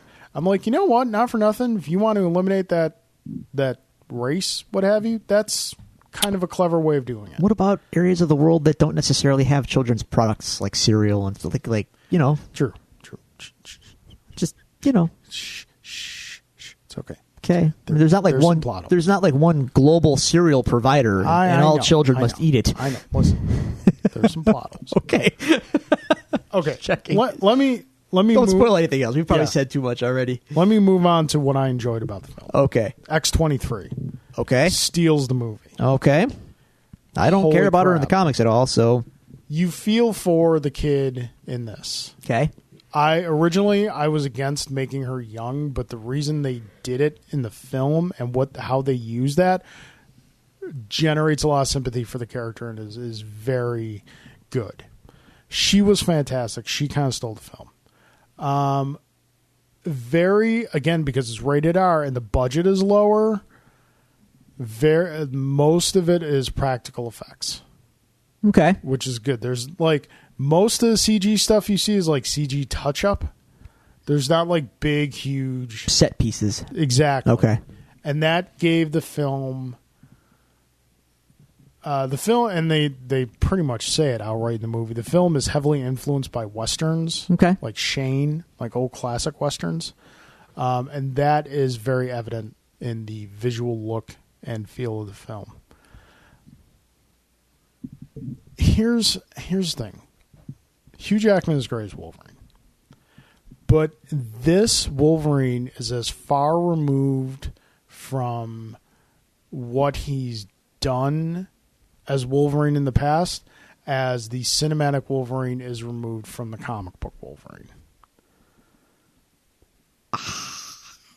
And it's tough to describe how. It's like yes, it's Wolverine, but it just feels like a lot of the things that make it Wolverine were left out. Okay. And it's hard to describe. Again, without being able to give spoilers. Okay, I guess I'll have to... It's kind of hard to describe. Yeah, I mean, ultimately, like I said, the film ultimately is good.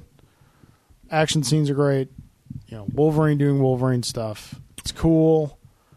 Does the third act devolve into sci-fi schlock? No. Okay. No, it does not suffer the problem that the Wolverine does. Okay. Third act is probably the most emotional of the acts. But even that, I was like I said, I'm an easy cry. I didn't roll any tears at this movie. Oh, wow, okay. And there's a scene that if you write it down on paper and showed me, I'd be like, yeah, oh yeah, I'm going to cry at that scene. And I was just like, all right. So maybe what we have here is a case of overhype. Yeah, because that's going around. That's happened to me with previous movies in the past. Perfect example, like the Lego movie. Everybody said the Lego movies is a life-changing experience. It was great. When I finally got around to it, I was like, it was good. Yeah. It wasn't like what everyone hyped it up to be. And that's kind of what's, in my opinion, like I said to you, I rated the X-Men films, and this comes in 5th. My top 5 are X-Men 2, First Class, X-Men 1, The Wolverine, and then Logan. Okay. Well, I will have to investigate further and let you know my thoughts. Yeah. I'm curious. Again, it's not... I'm not Marvel curious. Yeah, but I'm Fox curious. If you've traveled the road with X-Men, with Jackman since 2000, it's worth going and seeing the films. All right. In theaters. All right. I will go see it. Yeah. We will see how it goes. Worth ticket price. And no post-credit scene. Okay. Because they wanted this to be... This is Hugh Jackman's last. I like how Marvel Studios has made us expect post-credit scenes in everything now, including non-Marvel Studios films. Talk about training an audience. My God. The funny thing, you should mention Marvel Studios. Hugh Jackman said that the only thing that could possibly get him to play the character again is if Marvel and Sony or Marvel and Fox came to some sort of deal that would allow him to appear in Infinity War. Yeah, that's not happening. Sorry. So yeah, I think at this point, again, it's not going to happen. But it's really time to, because you can't because you've established Hugh Jackman's Wolverine in First Class, Days of Future Past, and Apocalypse. You can't really recast him for those movies. No, they got to start fresh. It's just going to be weird. So again, I know this is my solution for a lot of superhero film. Put it to bed for a while. Shelve it. Give it some time. Bring it back. We don't need Bryan Singer involved anymore. Spoilers. Give it to someone new. You're gonna have them. Yeah, I know. So yeah. So Wolverine, again, if you've seen all the films and you have an affinity for the character, it's a good movie. It's just not the revolutionary movie everyone's building it up to be. It's worth seeing in theaters. All right. There you have it. All right. Whew. Now we've got a lot of content in this episode. It's a beefy episode. So we probably won't go as long on our main subject tonight. This is the main... Okay, yeah. At this point. Yeah. So next week we will be starting Daredevil Season 2. And we decided for this week we were going to do a kind of general discussion on a character who by no means is a stranger to live action appearances in films, but is making what is easily his definitive appearance in Daredevil Season 2, and that is none other than Frank Castle, the Punisher. Definitive? I'd say best to date. I don't know if I'd say definitive. Well, we can get into that. Okay. I felt that Frank deserved a little more than, this character first appeared in XYZ, like we've done sure. with past. Oh, yeah, he's important, for sure. So, yeah. He's one of my favorite characters. So let's talk about the Punisher. Okay. Let's talk comics first. Okay. How did you first encounter the character? That's a good question. I think it was really just osmosis, more or less. Like Lucas found his dinosaur. Is back and he's playing with his dinosaur. So for those of you hearing that squeak, if you're annoyed by that squeak, you're a terrible person because you're annoyed by a dog enjoying his toy. That's correct. Even though this is the show now for the next little while. Comic book osmosis, more or less. So when I was a lad, it was the early 90s, late 80s, early 90s. And in that time, there was a Punisher video game, I recall, for the NES. And there was this guy with a skull on his chest. So he looked really cool. And at the time, I think Jim Lee was doing the artwork on the comics briefly. It was one of his first, big stints. So it was very striking. And it just, captured the imagination, even though I wasn't necessarily reading Punisher, War Journal, or whatever was out at the time. And then the Marvel cards came out, and sure enough, there's this guy again with a skull on his chest and guns and guns. Yeah, look, van full of guns. When you're a kid, I'm not gonna lie, man, guns and stuff have an allure. At least they did when we were kids. Yeah. When we were kids, we were growing up in the heyday of 80s action movies. Yeah. Guns. And the heyday of toy guns. Yeah, that too. Before they put the orange tips on them and all that stuff. So, we would, in my neighborhood, we would get together and play guns. Right. Just one around shooting each other with guns. Right. Like, guns. We called it guns. That's what come on and play guns? Let's play guns. Right. So, guns, man. You get shot, you lay down for like 30 seconds, get up, gone. Yeah. It was the first ever first-person shoot. Kind of, yeah. Kind of. It needs your imagination, but it was there. Yeah, so, it captured the imagination. So, the Punisher was interesting to me. Yeah. As a lad. I first encountered him being a Spider-Man reader. Okay. He was a fairly regular guest spot in the Spider-Man books. Especially during like the mid to late 90s. Well, he did first appear in Spider-Man. Yes. Number 129, for those of you who are curious. Do you know who created the Punisher? John Romita Sr. And? Jerry Conway? Correct. Yes. So first appeared in Amazing Spider-Man 129 in 1974. This character actually has gone through a couple of interesting metamorphoses, because after that first appearance in a very Marvel comic-y book type thing, he went into, from what I understand, like his own, not so much comic book, but magazine. Well, in the and it 70s... was like black and white and really like... Marvel used to do stuff like that. They had, the comics, which were largely kid-centric. I don't like to say kid-centric, but they were aimed at kids. Older kids were into them, too, because Marvel was way more edgy. Yeah. And we're talking, shades of... These are degrees... What am I trying to say? These are... matters of degree, really, here. But Marvel, comics were for kids, but Marvel comics were a little edgier than DC comics, a little headier than DC comics of the 60s and 70s for sure. Doctor Strange and whatnot, Marvel got kind of psychedelic, and Marvel had their finger on the pulse of youth culture, much more than DC. Correct. So the Punisher was a little too edgy for the kids. So in the 70s, Marvel had the Epic stuff, and they had magazines, they had like Tomb of Dracula, and like they had, and these magazines, some of these magazines had like, they were targeted more at adults, literally like adult comics, not like gratuitous or anything, but like they were way more edgy than the comic books that they were putting out, like Spider-Man and all that stuff. So the Punisher, yes, was one of those characters that got original magazine content.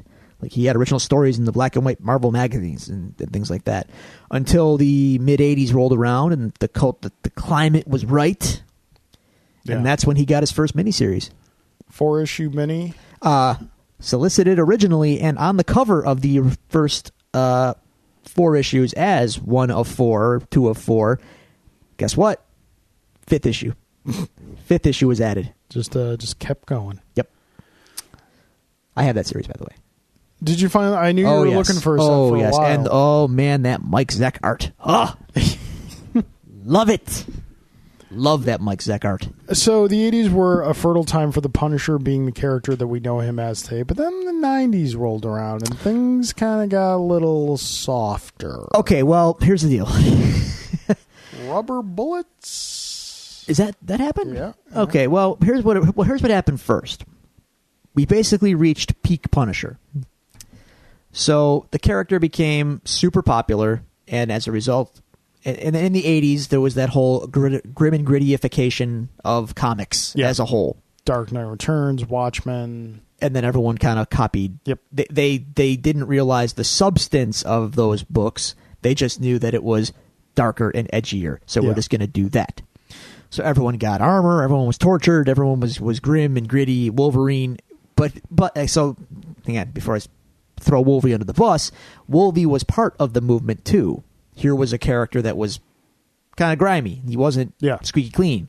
So his popularity rose big time in the 80s. Likewise, the Punisher's popularity rose in the 80s. Into the 90s, when the industry boom happened, and here you had these characters that have been building and building, and what happens when that happens? Well, they cross over into everything. Yep. So the Punisher and Wolverine were showing up in every title every month just to get a sales bump on a book. It was kind of annoying. So we reached peak Punisher. If I remember correctly, in the 90s, if you got a #1 issue, your guest star was Spider-Man. Yes. And then issues 2 and 3, you probably had like Punisher or Wolverine. Yeah, that's about right. Punisher had like 3 titles at one point, going at once. Standard title, War Journal, Warzone. and Warzone. Yeah, and Warzone had the John Romita Jr. art, which was really good artwork. Yeah. So basically, we got oversaturated with the Punisher, and there's really only so much you can say with the Punisher, much less 3 times a month. Yeah. So he petered out. Yep. Got bored. Got boring. People got sick of him. Even he was one of the first Marvel characters to have his own quote-unquote theatrical film. He was in the late 80s. We'll definitely get to the films in a little bit. Yeah. But yeah, then kind of the crash, the market crashed, the comic book market late crashed 90s. Late 90s, early 2000s. And then after like maybe a couple of years or so, we get what many say is the definitive Punisher. I'm glad that you're just glossing over the really bad parts of his history. We don't necessarily have to. Do we want to talk about Punisher, the Spiritual Avenger? Nope. Frankencastle? Well, that's more recent. Thanks, Rick Remender. No, I don't want to talk. You know what? I don't want to talk about that stuff. Yeah. At all. Because it's bad. Yeah. You don't need to know about it. Really bad. But it did lead to the Glory Days. Yes. Which was the Punisher Max series. Well, it's before that even. Let's go to the real revival. That would be the Welcome Back Frank series by Garth Ennis, and I can't believe I have to say this, but the late Steve Dillon. Oh, yeah. Ooh. Yeah. Prior to that series, dude, there was a Marvel Knights series that we will not talk about. Was that the Spiritual Avenger series? Yeah. Punisher was killing demons with spiritual guns. Hey, the Punisher was an avenging angel with spiritual guns. It was really stupid. Yeah, it was bad. So, Joe Quesada had the foresight and the knowledge to say, you know what? These guys doing Preacher, this Garth Ennis and this Steve Dillon, they're really good. Let's get them over here at Marvel Knights, and here's the Punisher. Do something with him. Go back to basics. They brought him back to basics, and they revamped him as awesome as he ever was. Took him out of the Marvel Universe proper. Not yet. Okay. The Welcome Back Frank series was still in the Marvel Universe. In fact, a scene that we're going to talk about when we start getting into Daredevil Season 2, when he's got Daredevil chained up on the roof and the whole... Oh, God. That's straight out of Welcome Back Frank. That scene did not appear in a Daredevil comic book. That scene appeared in the Punisher Welcome Back Frank storyline. I'm not going to lie to you. When we get to that episode, our entire conversation is probably going to revolve around that scene. Okay, good. We'll break the comic out. We'll do a little compare and contrast. We'll do the whole nine. So the Punisher was back because that series was a success and it was great. A little streak of black comedy in it too, which was a Garth Ennis kind of trait at the time. But because he was still in the Marvel Universe, there was only so much Garth Ennis could do with him in a way. Yeah. So following the Welcome Back Frank series, which was 12 issues, we had a 37, I want to say 37 issue Marvel Knights Punisher series by Garth Ennis. Some of it by Steve Dillon as well, some other artists as well, which was played up way more for black comedy than it was for serious action. Yeah, and this is the one that took him out of the Marvel Again, universe. Not yet. Dang it. But I thought the whole Max series was... We're not at Max yet. We're still in Marvel Knights territory. We're building up to it because basically, let me break it down for you. Once Garth Ennis enters the Punisher's history with Welcome Back Frank, this is basically the definitive take on the character. He makes the character his in a way that it's really hard for other people to kind of do stuff with the Punisher now. To me, anyway, as a reader. So the Marvel Knights series comes out, and it's okay. It's good. It's good. I'm not crapping on it. Yeah. But it's more black. It's more black humor and it's more gallows humor kind of stuff, as opposed to like what we're going to talk about in a minute. And it again is still in the Marvel Universe. Garth Ennis has no time for superheroes. He does not like them. He doesn't care about them. He plays them for laughs. He's not into it. So the final arc of that Marvel Knights series was Spider-Man, the Hulk, Wolverine, and someone else. I don't remember exactly, but they all they team up to try and take on the Punisher, and the Punisher makes them all look like complete idiots. By extension, Garth Ennis makes them all look like complete idiots. So that's how they closed out the Marvel Knights chapter. Now, let's talk about, before we get into what Punisher became, what he had been. In comics, kids, characters don't really age in real time. They're kind of like a nebulous 20s to 30, depending on the age of the character. Yep. Aunt May's been 90 forever. Yeah. Peter Parker did age to a degree. Yeah. But Roughly. they stopped him at some point. Right. Yeah. Frank's origins are distinctly tied to Vietnam. Once you get into the early 2000s, yeah, it's like when he's in like mainstream Marvel, they just kind of update which war he came out of. Like now, it's very now it's like it started out Vietnam, then it went to like Desert Storm, kinda, and now it's just like he did tours in Iraq. And you lose when you take the Punisher out of Vietnam. You lose a lot of the subtext and you lose a lot of the character. I mean, I'm not going to lie, because he's very tied to that time in American culture, that time, that place, that war, okay? In any case, it was time Garth Ennis wanted to do something serious with the character, like for real. Like, it's been fun doing the gallows humor and all that and getting to play with my toys, but I want to do something really cool with it. So they announce the Punisher Max is coming. And that's when they took him out of the Marvel Cinematic Universe? Yes. Not the cinematic, the Marvel Universe proper. First try. Yes.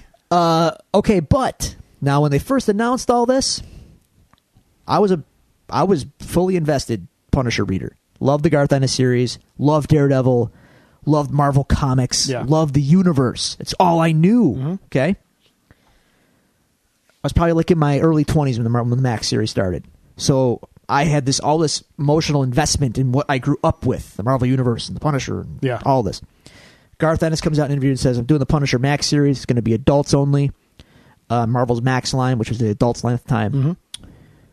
So profanities on the table, gore on the table, the whole nine. I'm taking him out of the Marvel Universe. This is not the Marvel Universe. This is just the Punisher. And he is aged in real time. He is a 60-year-old man who was in Vietnam. He has been the Punisher for 20, 30 years. He is established. This is who he is. Me, as a reader, at that time, read that, and I went, no. What? Yeah. What do you mean he's not in the Marvel? How's he going to cross over with Daredevil? Like, you know. Exactly. Well, kids, I was so wrong. So very, very wrong. That is the best thing to ever happen to the Punisher. Sorry, I know he shows up in Daredevil, which we're going to be talking about, and I love all that. Yep. But, dude, that Max series might as well be the final statement on the character. It's a mic drop. Yeah. I haven't read all of the Max. I've read some of the Max. I haven't read all of it, and it's great. It's fantastic. I fall on the side of the argument that I think the Punisher works best within the Marvel universe. Really? Because he is, for Cap, Spider-Man, Daredevil, to an extent, even Logan. Yeah. Because Wolverine, despite his willingness to kill, has some sense of honor. Sure. For all the other heroes, he is the mirror image of what they could potentially become. We just talked about it in the last issue of Daredevil. Yeah, no, I love when they do that. And because he is constantly there as a reminder of that, I think when you make the character work within that framework, I hear he's you. at his best. Okay. Not to besmirch the Max series at all. The Max series is definitely recommended reading for those of the appropriate age and sensibilities. Because they do not hold back in the Max series at all. But when you say it like that, just so we're clear, like you were saying about Logan, how we've seen this before, but now there's more blood. The dude bros get to see their gore. Yeah. That's not what makes the Max series great. No. The Max series is great because Garth Ennis is writing stories about war, men who fight wars, people who are political fights in wars. Like, there is a lot of heavy stuff going on in the Max series that, capes and stuff running around. Yep. No, it just wouldn't. We're not interested in that. We're interested in a man living in a world with big power players fighting wars covertly and not so covertly, and the damage it does to them. Yeah. And it's heavy stuff, and it's great. Yep. But that's why I think it's like such a definitive take on the character. Yeah. So we've glossed over characters' history in comics.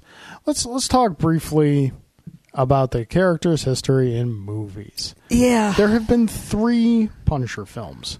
The original Punisher film, which starred Dolph Lundgren and Louis Gossett Jr. Louis Gossett Come Jr. on. Iron Eagle. I was going to say, you're Iron Eagle boy. Never there. say die, Iron Eagle. Was slated. Did it get a theatrical release? I don't think it did. Somewhere, maybe. Yeah, it was for a premiere. Maybe it was made for, with the intention of a theatrical release, but ultimately, once they finished it and showed it to Marvel, Marvel's like, no. Which I think, and you're probably not going to agree with me here, was a mistake. Oh, because I think the Dolph Lundgren Punisher is not the worst of the Punisher movies. Okay. Yeah. Really? Yeah. I think the Thomas Jane Punisher is the worst of the Punisher movies. Because when you think about, I got a lot of thoughts on that. When you think about the Dolph Lundgren one. I can go there. Yeah, we'll get there. So the second one, they tried again in the early to mid 2000s. Yep, when the comic book boom was in full effect. Thomas Jane Punisher. Once again, a Jaws connection. Roy Scheider was in this All right. one. Louis Gossett Jr. from Jaws 3 is in the first one. I'm looking up Punisher Warzone right now to see if we have another Jaws actor in that. Can I tell you why I think that movie is good and why it's bad? Yeah, it's not all bad. It's got some good aspects. It's got some good attributes to it. Tom Jane does a good job for what he's given. But the problem I have with that movie is tone. And here's why. And it's tone and it's scope. And why is the Punisher in Miami? It doesn't. Yeah, the Punisher is he is New York through and through, man. You cannot throw him in Miami or Tampa, Florida, because that's where people want to see movies. Tampa. Anyway, no, they tried to marry his origin with Welcome Back Frank, the story I just talked about. Yeah. What did I tell you about Welcome Back Frank? Back to basics. Yep. This is the character. He is the Punisher. He kills people. Like, he's established. This is who he is. You can't marry that history to an origin story. It doesn't compute. They tried to give him too much. I don't want to say too much of a backstory, but they tried to make you emotionally sympathetic towards a character. Can I postulate to you with Thanksgiving dinner that was interrupted by Diesel? Well, hang on. Can I throw this at you? Did they overcompensate in that capacity? Yeah. Punisher's origin, folks, for those of you who don't know, is that Frank Castle's family was murdered. They were caught in a mob crossfire on a picnic in the park. Yeah. His wife and his 2 kids dead in front of him. He survives. He decides, well, the hell with that. I'm going to kill everyone responsible. Yeah. Which is a very long list, just because basically once the people that did the killing were dead, he decided to go bigger. Yeah. We're going to kill everyone in the mob. If you're guilty, you're dead. Right. That Tom Jane movie, it's like, no, we're going to kill his whole family. Yeah. 3rd cousins. And okay. Yeah. All right. I mean, Travolta is at his best when he's a villain, but it was a little campy. He had no motivation. It was so weak. Just weak.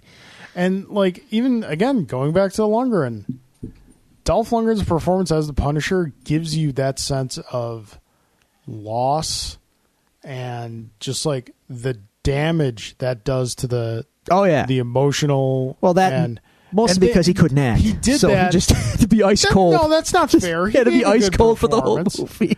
They did that without ever even really showing what happened. Sure. Then we have the most recent one, Warzone. Punisher Warzone. Yeah. Which went, I would say, the most comic book. But because it introduced Jigsaw. Sure. And some of the kills.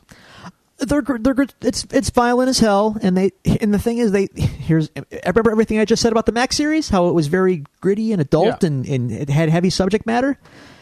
They took they insisted that they took a lot of influence from the Max series in Warzone. No, they didn't. No, that's not true. Maybe they thought they were, but again, it comes back to that whole 80s, 90s effect where you got the superficial elements right of the Max series in terms of the gore and the violence. You missed out on all the subtext and all of the point. Yeah. So, having said that, Ray Stevenson, I thought, was a good Punisher. Yeah, it was great. He was he played the damage pretty well. I didn't think Thomas Jane was necessarily a bad Punisher. Sure. He might have been a decent Punisher in a bad film. Decent. I think Ray Stevenson's better, to be honest with you. Yeah, I would rank him Ray Stevenson, Dolph Lundgren, Thomas Jane. Okay. But yeah, Warzone overall as a movie, though, too campy. Jigsaw was over the top camp. Way over the top. And ultimately, that movie missed the mark. Yeah, when you hit a guy jumping from one building to another with a guided missile. Yeah, it's just silly. But again, it's campy, but it's not bad. It's not. You know what I wanted all along? I wanted you know how we got the Daredevil TV series? Yeah. This incarnation. All along, that's what I've wanted. I've wanted a straight take on the Punisher. Just don't play it no camp, no goofiness. Just give me a good take on this character. Yep. And it looks like we're finally getting it. The character has also appeared in some of the recent Marvel anime films. Take them or leave them. Haven't seen them. Not interested in them. One of the few things DC does better than Marvel is animated features. So yeah, there's that. He made numerous appearances in the 90s Spider-Man cartoon. I remember that, but then again, it being a Saturday morning cartoon, you're not necessarily getting... you're not gunning people down in the streets on Saturday morning cartoons. Yeah. He had a really good video game. Yeah, the PlayStation 2 yes. one that came out kind of... It wasn't the movie. Based on the Thomas Jane Punisher. No, but he voiced it. But it was... Yeah, he voiced it. Oh, man. That game was legit. That game was awesome. Interrogating him. Yeah. You ever let him live? Uh-huh. You did let him live? No, not often. Not often. Oh, man. That game was intense, dude. That was a good game. Yeah. That was a surprise. Yes, it was. And as a fan of the character, I was just like, I can't believe this exists, and I can't believe it's actually decent and good. So, yeah. Trying to think if there's any other place. He's had a couple video game appearances. The terrible NES game. The really good arcade game with Nick Fury as the 2-player. Yeah, and also he appeared in the often forgotten Spider-Man beat-em-up arcade game. Oh. He was one of 4 players you could select. There was a Spider-Man beat-em-up arcade game? Yes. I didn't even know about this. Yeah. You could be obviously... No, it was... I think there's 5? No. All right, it was 4. It was Spider-Man. Yeah. Punisher. Wow. Now, these next 2 are going to friggin' curveball the hell out of your mind. Okay. Hawkeye. Sure, in a Spider-Man game. Okay. And Namor. Now I don't. Now you're lying to me. No, I'm not. This was the thing. That was the game roster? Yes. Remember that question that the kid asked us about our dream movie? I want that movie. There it is. Yeah. I want Spider-Man, Punisher, Hawkeye, Namor. Yeah, give me that movie. I want that. Because that doesn't make any sense. Yeah. I have to know more. So yeah, but I think that's pretty much covers his video game appearances. But needless to say, I think what we have coming up in Daredevil season 2 is the definitive live action Punisher. To this point, yes. I have issues with it, which I will talk about when we get into the show. These are issues stemming from me as a longtime Punisher fan. So I'm not crapping on it. It's great. John Bernthal's great. I just have some particulars that, I wish were not the case. I'm interested to hear what they will be. I think they're not off base, put it that way. They're not truisms. These are actual okay, I can see why you might not like that. Alrighty. Okay. So, well, folks, I think we've taken up enough of your time. Yeah. Another beefy episode, but we appreciate you listening. Come back next week where we will be starting officially starting season 2 of Daredevil.